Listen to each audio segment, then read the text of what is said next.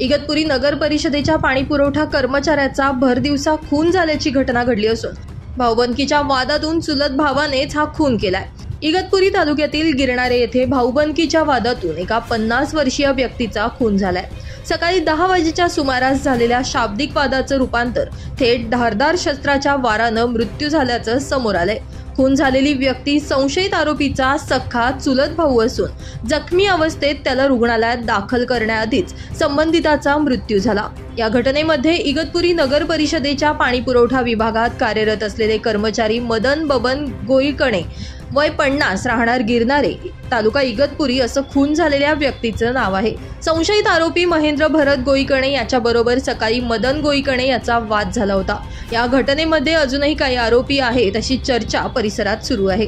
संशयित आरोपी महेंद्र गोईकणे यानं धारदार शस्त्रानं त्याचा खून केल्याबाबतची फिर्याद मयताची पत्नी सिंधुबाई मदन गोईकणे यांनी दिली आहे।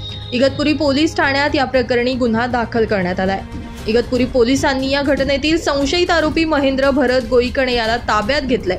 घटनास्थळी उपविभागीय पोलीस अधिकारी बापूसाहेब दडस यांनी भेट दिली असून पुढील तपास पोलीस निरीक्षक राहुल तसरे यांच्या मार्गदर्शनाखाली पोलीस पथक करत आहेत। ललित फुलमारी, नाशिक माझा न्यूज, इगतपुरी।